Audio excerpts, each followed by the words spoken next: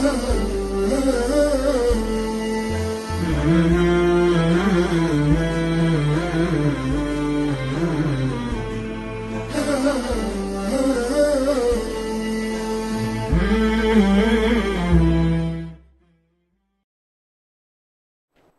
لله على حلو الحياة ومرها. الحمد لله حمدا حمدا حتى يرضى، والشكر لله شكرا حتى يرضى. ثم الصلاة والسلام على النبي المصطفى. أهلا وسهلا بكم مشاهدينا الكرام في برنامجكم فاسألوا أهل الذكر مع الشيخ والدكتور حسن سلمان. حياكم الله شيخنا. أهلا وسهلا، مرحبا بك وبالمشاهدين. حياكم الله وبياكم يا رب.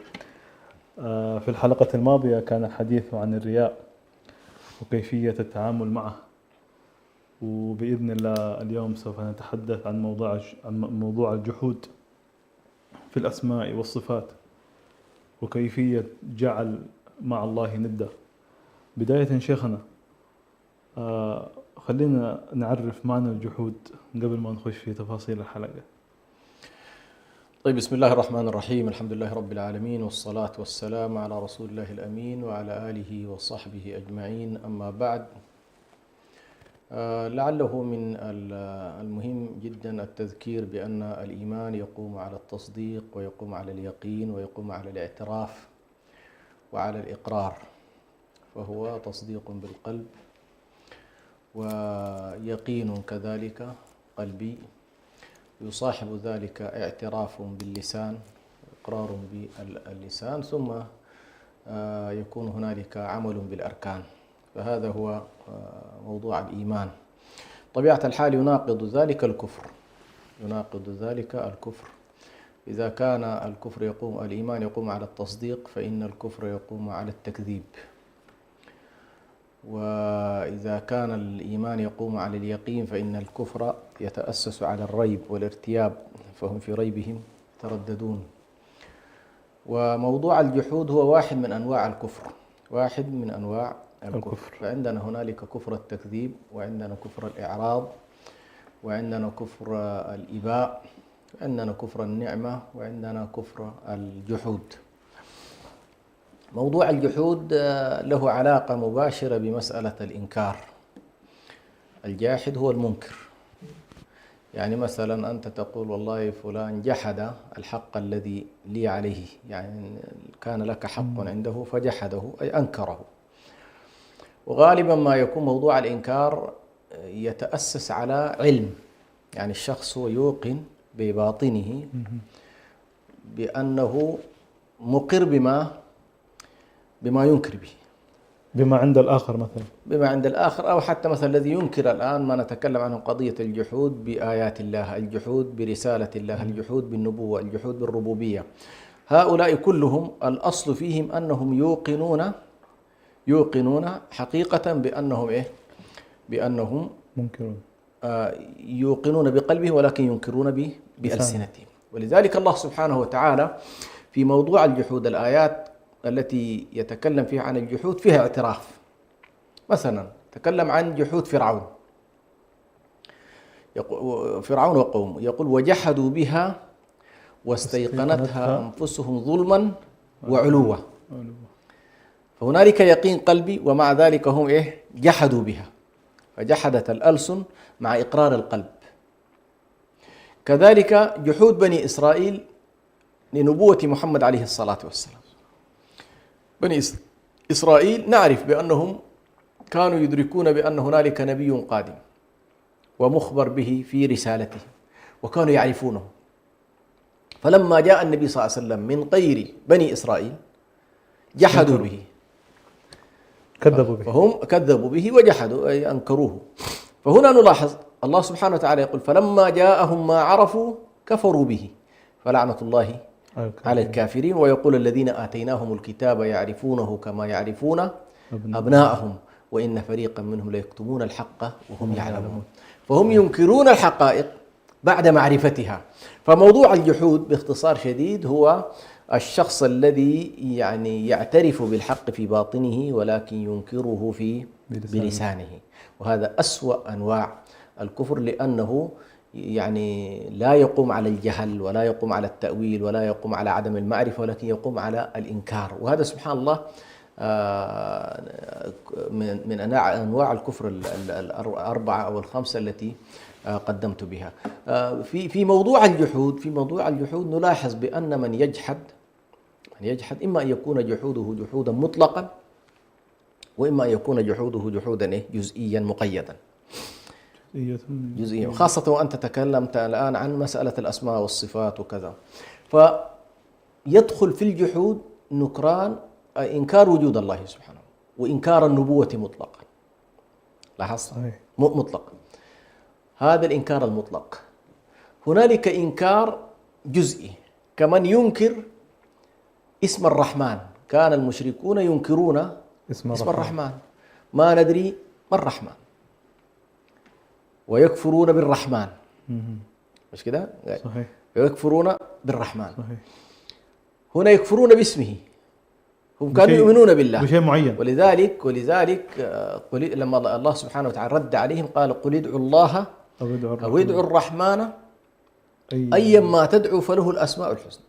سهيل بن عمرو، النبي صلى الله عليه وسلم لما قال باسمك اللهم أو لما قال النبي صلى الله عليه وسلم بسم الله الرحمن الرحيم، قال والله ما ندري ما الرحمن، اكتب باسمك اللهم. وهم كانوا يعرفون اسم الله، لكن ما كانوا يعرفون اسم اسم الرحمن، مع أن اسم الرحمن سبحان الله اسم الربوبية. الله سبحانه وتعالى اسم ربوبيته الرحمن، واسم ألوهيته الله. تبارك اسم ربك، سورة الرحمن ختمها الله بقوله تبارك اسم ربك ذو الجلال والإكرام. فالجحود إما أن يكون جحودا مطلقا، كأن ينكر الإنسان وجود الله، كأن ينكر كل أسمائه، ينكر كل صفاته، فهذا جاحد بإطلاق. ولكن الإنكار الجزئي هو الذي ينكر كما ذكرنا اسم من أسمائه، صفة من صفاته، جزء معين، ينكر جزئية مع الإقرار الكلي. قد لا يكون هنالك إشكال في أنه كله كفر، كل إنكار كفر، إلا ما سنأتي إليه إن شاء الله في موضوع الشخص الجاحد. يعني الجحود من حيث هو كفر، جحود من حيث سواء كان جحودا مطلقا أو كان جحودا جزئيا. خاصة الجحود قلنا يقوم على العلم، شخص يعلم أن اسم الله الرحيم ويقول لا ما اسمه كذا، وينكر ما هو مثبت في كتاب الله وسنة النبي صلى الله عليه وسلم. نعم، هذه تقريبا موضوع الجحود من حيث التعريف. بارك الله فيك شيخنا. طيب شيخنا، إذا ممكن نتعمق قليلا شيخنا في الجحود في الأسماء والصفات بالتحديد، كيف ممكن الواحد يجحد الأسماء والصفات؟ نعم. وإنه يعني ورد إنه الله له أسماء معينة، فكيف ممكن يكون الجحود في الأشياء هذه؟ نعم. موضوع الأسماء والصفات هي طبعا من أكثر المسائل التي حصل فيها افتراق في طوائف الأمة، وحصل فيها تبديع، وحصل فيها تفسيق، وحصل فيها تكفير، يعني حصل فيها إشكالات كبيرة جدا. والسبب في ذلك أن يعني القراءات العلمية هنا الآن، نحن لا نتكلم عن الخلاف الديني، نتكلم عن الخلاف العلمي. المسلمين كلهم متفقون أن الله واحد لا شريك له، قل هو الله أحد الله الصمد لم يلد ولم يولد، هذه ما فيها إشكال. لكن هنالك أمور وردت في كتاب الله سبحانه وتعالى وسنة النبي صلى الله عليه وسلم، فاشتبهت على الناس، اشتبهت على بعض الناس، فوردت لله أسماء، يقول الله ولله الأسماء الحسنى فادعوه بها، ووردت هنالك صفات لله سبحانه وتعالى. فكيف يتعامل الناس مع هذه الأسماء ومع هذه الصفات؟ ولم يكن هذا الموضوع واردا، هذا الخلاف لم يكن في عهد الصحابة رضوان الله عليهم. يعني الصحابة ما عرف عنهم أنهم والله اختلفوا في أسماء الله وصفاته، ولا اختلفوا في ذات الله سبحانه وتعالى، فكانوا يتلقون كلام الله سبحانه وتعالى على ما هو عليه، يتلقونه عن رسول الله صلى الله عليه وسلم، ولم يكن هنالك إشكال. لكن سبحان الله في فترة متأخرة حصل هنالك إشكال في موضوع الأسماء والصفات. فهنالك من الطوائف من أنكرت أسماء الله كلها وصفات الله كلها، كالجهمية، ما في الله ليس له أسماء وليست له صفات. ومنهم من أثبت لله الأسماء وأثبت له الصفات، أثبت له كل صفة ثبتت في كتاب الله وسنة النبي صلى الله عليه وسلم، وكل اسم لله سبحانه وتعالى. هذه الطائفة وهم التي الطائفة التي أو الفئة التي تسمى السلف أو أهل الحديث أو الحنابلة، يعني بعض الأسماء التي تطلق على هذا. وهذا الاتجاه هو الغالب في القرنين الأولين. لم يكن هنالك أصلا إشكال، ولم يكن السلف رضوان الله عليهم يذهبون إلى التأويل أو إلى التعطيل أو إلى التفويض، كانوا يثبتون لله سبحانه وتعالى ما أثبته إثباتا كلي، إثباتا كليا. ثم لهم قاعدة إن شاء الله سآتي إليها. الفئة الثالثة أثبتت كل الأسماء وأثبتت بعض الصفات، ولكنها توقفت في بعض الصفات. هذه يعني هكذا، منهم من أثبت كل صفة وكل اسم لله سبحانه وتعالى على مراد الله، ما دام أنه ورد في كتاب الله وورد في سنة النبي صلى الله عليه وسلم، فقالوا نثبت لله ما أثبته لنفسه. مثلا القوي، مثلا يعني القوي، القادر، الحي، القيوم، هذه يعني الأسماء 99 المعروف، هذه كل الأسماء كلها. وهنا للتأكيد فقط، معظم طوائف الأمة في موضوع الأسماء ما في إشكال، متفقين، كاد يكون كلهم متفقين في أسماء الله سبحانه، لكن الاختلاف يأتي وين؟ في موضوع الصفات. فمثلا المعتزلة لا يثبتون الصفات، يثبتون الأسماء. الأشاعرة مثلا يثبتون كل الأسماء ولكنهم يثبتون بعض الصفات ويتوقفون في بعض الصفات. من هنا جاءت الإشكالية، والإشكالية جاءت لأنهم قاسوا الشاهد على الغائب. أيوه، يعني أو الغائب على الشاهد بالأحرى، الغائب على الشاهد. الغيب هو الله سبحانه وتعالى، فتصوروا بأن هذه الصفات التي وردت لله سبحانه وتعالى، بالذات صفة الاستواء وصفة النزول وصفة اليد وصفة يعني بعض الصفات التي وردت في كتاب الله، لاحظوا بأن والله هذه الصفات فيها نوع من التشبيه، فيها نوع من التشبيه. وهنا طبعا يأتي قضية قياس القائب بالشاهد. ولو أنهم تعاملوا مع هذه المسألة كما تعاملوا مع الذات، فالذات الإلهية ذات موجودة، والنفس الإلهية نفس موجودة وقائمة بذاتها، لا تحتاج إلى صفاتها مختلفة، أسماؤها مختلفة، الذات نفسها مختلفة، ليس كمثله شيء، لا في ذاته أبدا ولا في أسمائه ولا في صفاته. فلو أنك اضطردت هذه القاعدة وجعلتها قاعدة مضطردة في الأسماء ومضطردة في الصفات كما هي مضطردة في الذات، تكون هنا خرجت من قضية التأويل أو مسألة حل المشكلة كلها. نعم. لكن من أشكل عليه هذا الإثبات، يعتبر أنه والله موضوع الإثبات سيولد عندنا التشبيه، ففروا إلى ففروا إلى التأويل، فصاروا يأولوا عشان يقدروا. هذا التأويل هو الذي سماه السلف بأنه هذا جحود لأسماء الله، جحود لصفات الله سبحانه، يعني صفة ثبتت لله سبحانه وتعالى وأنت تجحد بهذه الصفة. لكن هنا حتى تكون الصورة واضحة بأن معظم الطوائف بالذات التي تؤول هنا، لأنها لا تحاول أن تنكر ما هو مستقر في قلبها، بقدر ما هي تنكر ما اشتبه على عقلها. يعني هي لم يستقر أن الله هذه الصفة لله فهي تنكرها، لو فعل ذلك لكفرت، ولكنها هربت من شيء تظن أنه إن أثبتته لله فهو نقص في حق الله. وبالتالي هنا حتى يكون طالب العلم لا يذهب في منحى التكفير. فالذين يؤولون في صفات الله تأويلا مثلا معتبرا بسبب اللغة، بسبب كذا، يعني لهم وجه من اللغة العربية، فإن هؤلاء قد يكونوا معذورين عند الله سبحانه وتعالى، ولكن ينصحون ويذكرون وينبهون. ولكن هذه الأمور عموما لا تكون ساحة معارك بين طوائف الأمة، خاصة الآن الأمة تواجه الكثير من المشكلات والكثير من الحروب حتى الآن وصلنا إلى مرحلة أن الأمة تواجه في ذات الله سبحانه وتعالى. يعني أنت الآن العالم بمؤسساته الدولية يتجه بدعم الإلحاد، فالمعارك الجانبية الآن تعتبر يجب أن تؤجل ونذهب إلى ما هو على كل المعاني الكبيرة. فعلى كل، بالنسبة لموضوع الأسماء والصفات، القاعدة الأساسية فيه أن السلف رضوان الله عليهم يقولون نثبت لله سبحانه وتعالى ما أثبته لنفسه من اسم أو صفة من غير تشبيه، فالله لا يشبه أحدا في صفة من صفاته ولا في اسم من أسمائه. فإذا قلنا فلان رحيم والله رحيم لا يعني أن والله رحمة الخالق كرحمة إيه؟ رحمة المخلوق مطلقا. صحيح. لا مقارنة. حتى في البشر لا يتساوون، فكيف بخالق البشر؟ فمن غير تشبيه ولا تمثيل، والله ليس كمثله إيه؟ شيء، لا يماثل الله سبحانه. التشبيه والتمثيل منفيان، من غير تشبيه ولا تمثيل ولا تعطيل. فلا تعطل صفات الله ولا تعطل أسماء الله سبحانه وتعالى حتى تجعله كلا شيء، يعني تعطل فيه كل صفات الكمال كما فعلت الجهمية. فالجهمية مثلا نفوا أسماء الله سبحانه وتعالى ونفوا صفاته جل جلاله، وبالتالي أنكروا أشياء كثيرة جدا ثبتت في كتاب الله وثبتت في سنة النبي صلى الله عليه وسلم. عليه الصلاة والسلام. بارك الله فيك شيخنا. طيب شيخنا، في كلمة دائما نسمعها مع كلمات الجحود والكلمات المرادفة لها، هي التعطيل.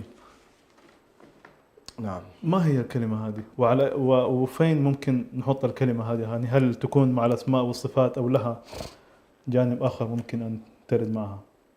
نعم. التعطيل هو عموما يتم تناولها في إطار مسألة الأسماء والصفات، لكن يمكن التعطيل أن يطال الذات. الذات الإلهية. يعني ممكن شخص يعطل، يقول والله هذا الكون كله بلا رب، فنفى إيه؟ عطل الخالقية، يعني أن الله سبحانه، أو عطل وجود الله سبحانه. لماذا؟ لأن التعطيل هو الخلو. فمثلا الله سبحانه وتعالى لما يقول بئر معطلة أي خالية، ولما يقال والله امرأة معطلة أي خالية تمام من الزينة، وهكذا. فالتعطيل في أصله هو الخلاء أو الخلو. التعطيل هو الخلو. وهنا في موضوع الأسماء والصفات هو إخلاء الرب جل جلاله مما ثبت له من أسماء وصفات، يجعله بلا أسماء وبلا إيه؟ بلا صفات. وبلا صفات، إما كليا أو جزئيا، إما كليا أو جزئيا. فالجهمية ذهبوا إلى التعطيل الكلي، لم يثبتوا لله اسما ولم يثبتوا له إيه؟ أي شيء، صفة مثلا، نفوا هذا الأمر. ومنهم من يعطل بعض الصفات ويثبت له بعض الصفات. ومنهم في الأسماء، قلنا الآن معظم الأسماء على كل متفقين عليها، لكن الإشكال في موضوع الأسماء والصفات، فتعطيل صفة الاستواء وتعطيل صفة النزول وتعطيل صفة اليد لله سبحانه وتعالى، هذه الصفات الثابتة لله سبحانه وتعالى التي اشتبهت كما قلت على كثير من الطوائف.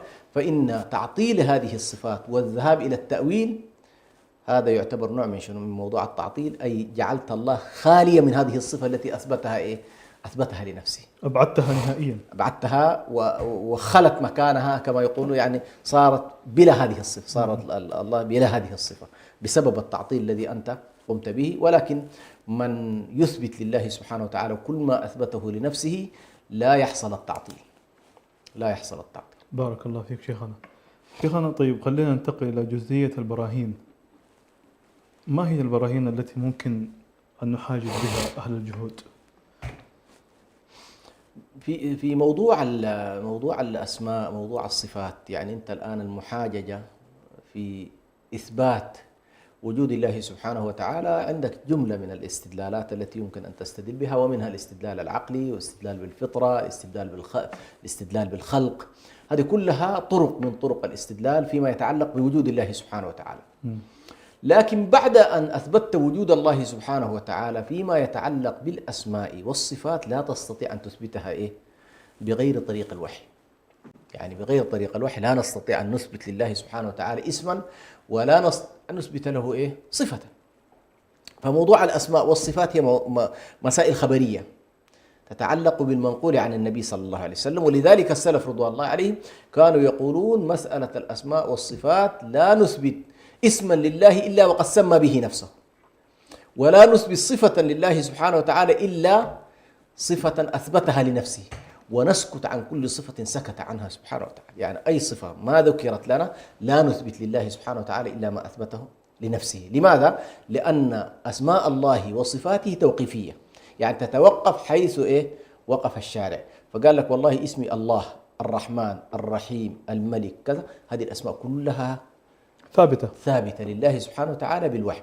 وهنا طبعا يأتي التدقيق ويأتي التثبت والنظر في الأحاديث الصحيحة. بالنسبة للآيات ما في إشكال طبعا، كل اسم ورد لله سبحانه وتعالى في القرآن ما في إشكال. هنا في مسألة أيضا في موضوع اللي هو الآن قلنا يثبت أو تثبت مسألة الأسماء والصفات بكتاب الله سبحانه وتعالى أو بسنة النبي صلى الله عليه وسلم، يعني بالوحي. هي توقيفية بمعنى لا نثبت إلا ما أثبته الله سبحانه وتعالى في كتابه أو أثبته له الرسول صلى الله عليه وآله وسلم، مع القاعدة التي ذكرناها: اقرأ في الإثبات قول الله سبحانه وتعالى وهو السميع البصير، واقرأ في النفي قول الله تبارك ليس كمثله شيء. الآية هذه سبحان الله من الآيات العظيمة جدا التي أثبتت ونفت في نفس الوقت. فأنت تثبت لله أنه سميع بصير، وتنفي عن الله سبحانه وتعالى أي شكل من أشكال التشبيه والتمثيل، فليس كمثله. فموضوع الحجاج، موضوع البراهين، هي براهين نقلية، براهين ثابتة بكتاب الله وبسنة النبي صلى الله عليه وآله وسلم. بارك الله فيك شيخنا. شيخنا جاءنا سؤال شيخنا، يقول البعض يتحدث عن حديث لا ندري صحته، اللي هو عن رؤية الرسول صلى الله عليه وسلم لله سبحانه وتعالى في صورة شاب أمرد، ما صحة هذا الحديث؟ موضوع الرؤية طبعا رؤية الله سبحانه وتعالى أو رؤية النبي صلى الله عليه وسلم لربه صلى الله عليه وسلم وردت في المعراج، لكن هي مسألة خلافية بين الصحابة أنفسهم، يعني هل رأى ربه أم أنه لم يرى ربه؟ هذه مسألة على كل خلافية. من يعتبر أن الله سبحانه وتعالى لا يرى في الدنيا قال لن تراني ولكن انظر إلى الجبل فسوف. ومن أثبت يقول والله هنالك تفريق بين النبي صلى الله عليه وسلم وبين موسى عليه السلام، فموسى عليه السلام لم تتح له هذه ولكن أتيحت للنبي صلى الله عليه وسلم. على كل هي من مسائل من مسائل الخلاف، لكن الموضوع اللي هنا لم أقف عليه. بارك الله فيك شيخنا. ننتقل إلى جزئية الجاحد. هل كل أنواع الجحود يخرج من الإسلام؟ نعم، هنا موضوع الجحود أنا ذكرت بأن أول الجحود المطلق يخرج من الإسلام. الكلي، الجحود المطلق هذا الذي لا يؤمن بالله ولا يؤمن بأسمائه ولا يؤمن بصفاته وينكر النبوة وينكر البعث، هذا كله جحود، هذا كله جحود. فمن أنكر أو جحد بالآخرة فهو كافر، ومن جحد بالله فهو كافر، ومن جحد بالنبوة فهو كافر، ومن جحد بالآيات التي بعث بها الأنبياء فهو كافر. هذه كلها تعتبر مكفرات. لكن الجحود الجزئي الذي تكلمنا عنه في طوائف المسلمين، البعض هم لم يجحدوا إلا مؤولين، فهؤلاء الصحيح أنهم لا يكفرون إلا من جحد أسماءه سبحانه وتعالى وجحد صفاته كلها، هذا يكفر. الذي جحد أسماء الله وجحد صفات الله سبحانه وتعالى هذا يكفر. ولكن مسألة الشروط والضوابط هذه قضية أخرى، يعني قضية إنه والله قامت عليه الحجة ما قامت عليه الحجة، لكن الأصل أن هذا كفر. بالنسبة للمؤول الذي هرب من التشبيه فوقع في التأويل ووقع في التعطيل، هذا طبعا لا يكفر. نعم، لا يكفر. بارك الله فيك شيخنا. جزئية الأقوال، مثلا شخص يقول هذا مالي ورثته، أو بعملي، أو أنا مجهودي كله، يعني فعلت فعل وبمجهودي أنا كسبت المال. الأقوال التي مثل ذلك، هل ممكن أن نطلق عليها إنكار نعمة الله؟ طبعا يعني ما أردف بالفعل حقه إنه بعد إرادة الله أو نعم بمشيئة الله. هنا طبعا الأصل في هذا الباب هو كيف الإنسان يتحرز أو يعمل احتياط أو يعمل حسابه زي ما نقول في اللغة الدارجة، كيف يعمل الإنسان حسابه في الألفاظ.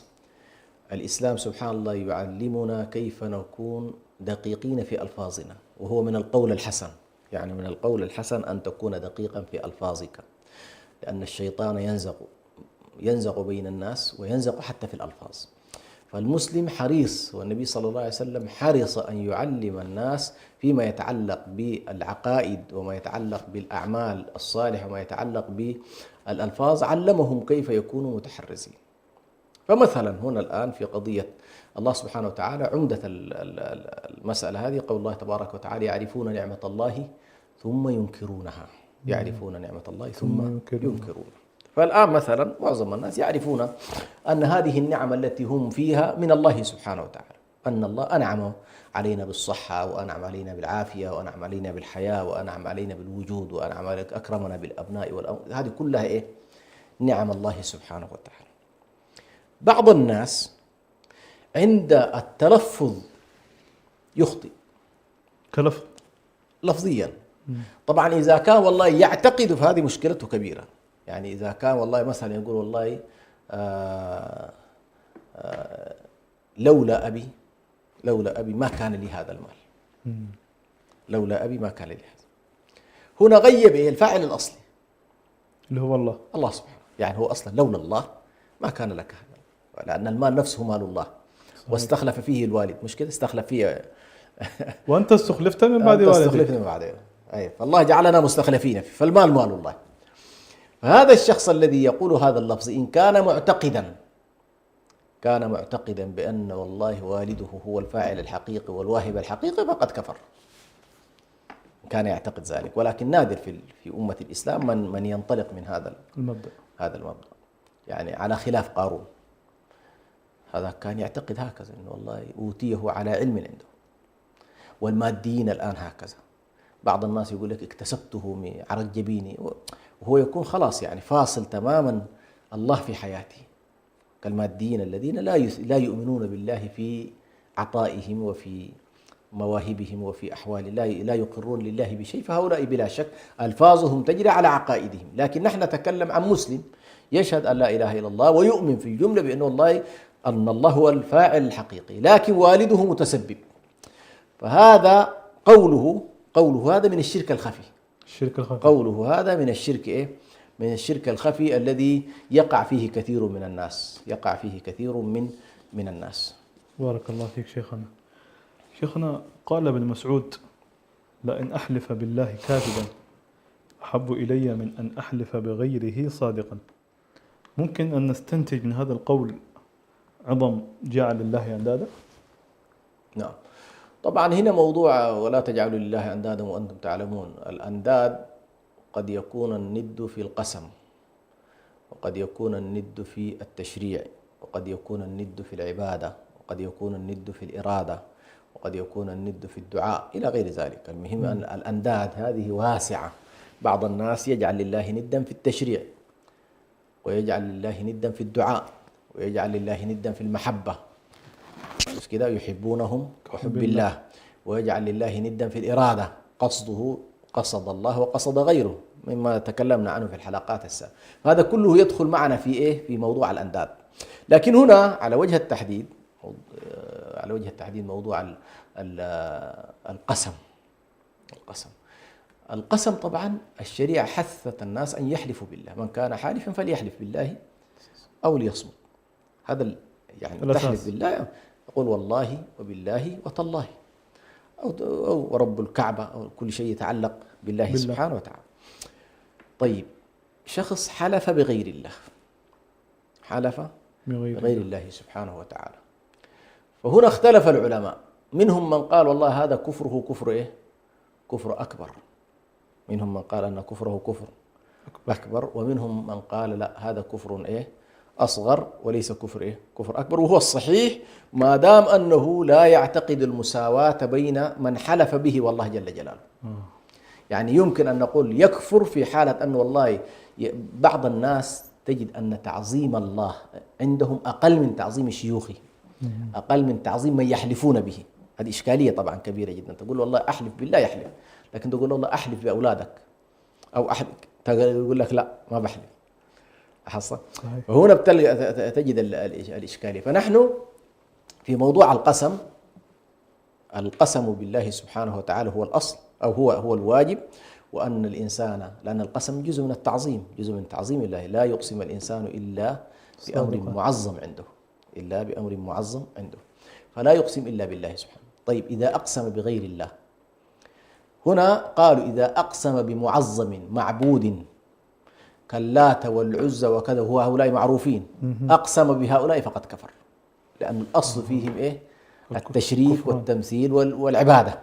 لكن أقسم بشيء ليس معبودا وليس معظما لا عند الناس ولا عند الله سبحانه، أقسم بشيء عادي، فهنا أنه ارتكب إيه؟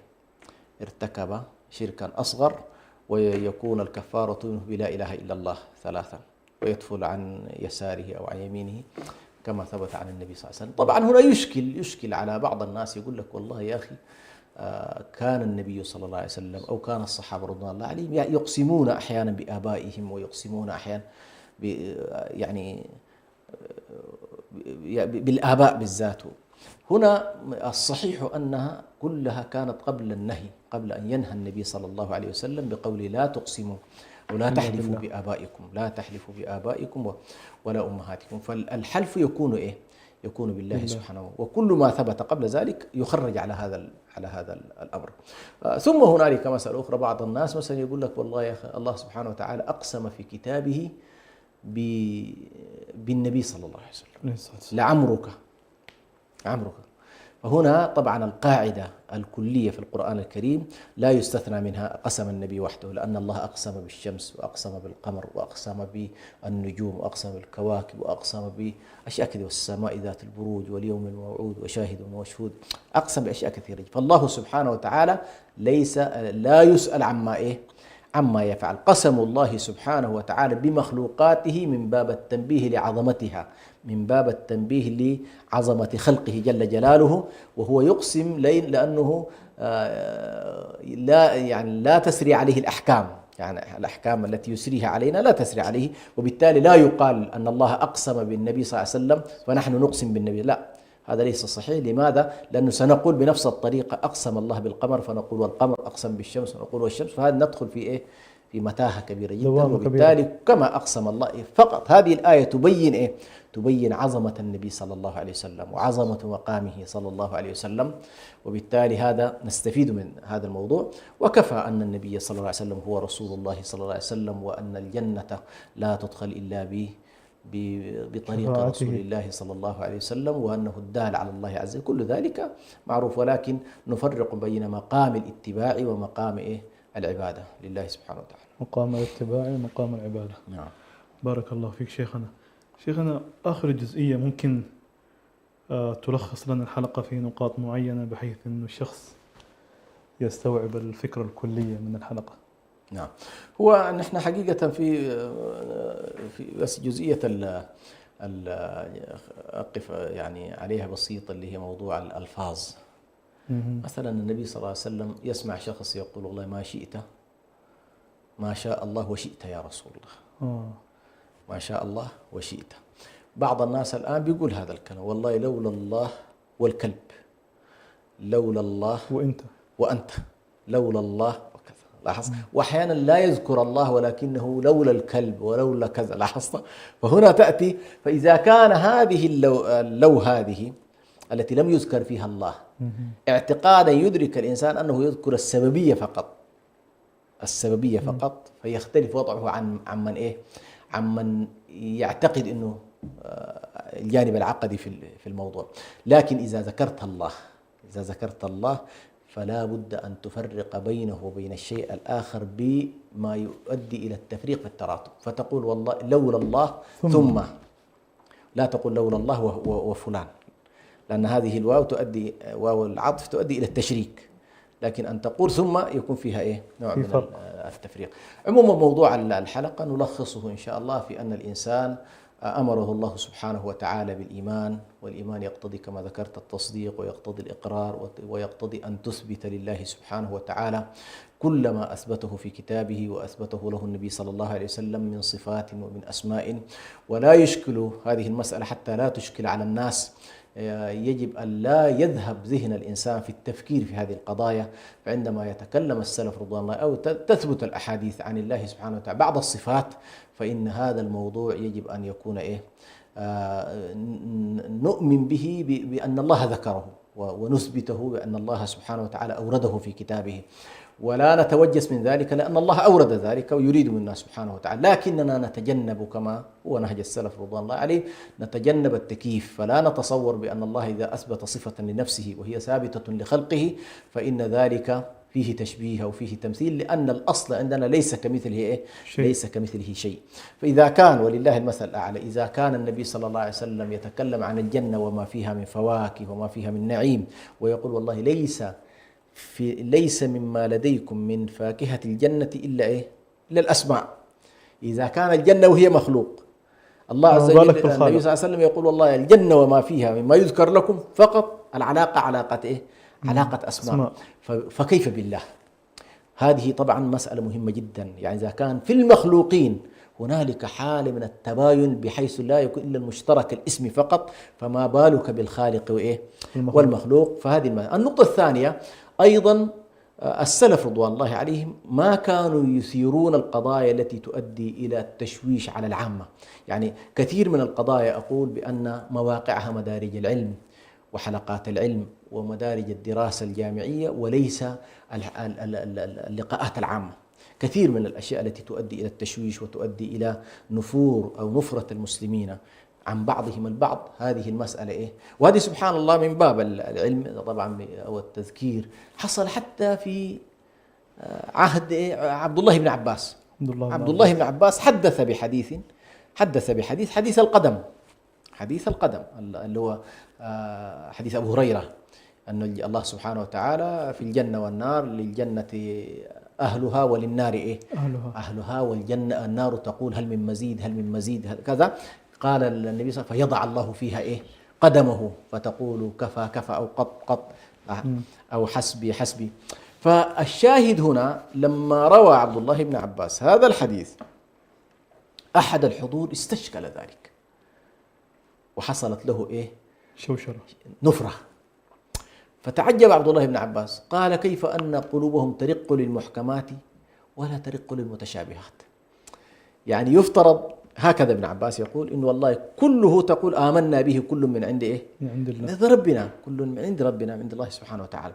فالشاهد هنا إذا كان في عهد الصحابة رضوان الله عليهم وهم أعرف الناس بمراد الله وأعرف الناس بمراد رسول الله صلى الله عليه وسلم، تحصل عندهم هذه المشكلات الإشكال. فكيف بعامة الناس؟ عامة الناس طبعا هذا الاستشكال يقع لدى كثير، خاصة عندما يقيسون الغيب بالشهادة. فعندما يسمع العين أو يسمع اليد أو يسمع القدم أو يسمع، فمباشرة ينتقل عنده إلى يتذكر اليد التي عنده، بينما لو استحضر ليس كمثله شيء فإنه يريح نفسه كثيرا، والله أعلم. بارك الله فيك شيخنا.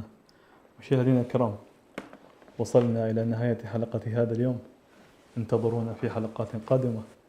وفي الختام دائما نقول اللهم كن معنا حين يحضر الكل، وكن معنا حين يذهب الكل، أنت ولينا ولا ولي لنا غيرك. دمتم سالمين.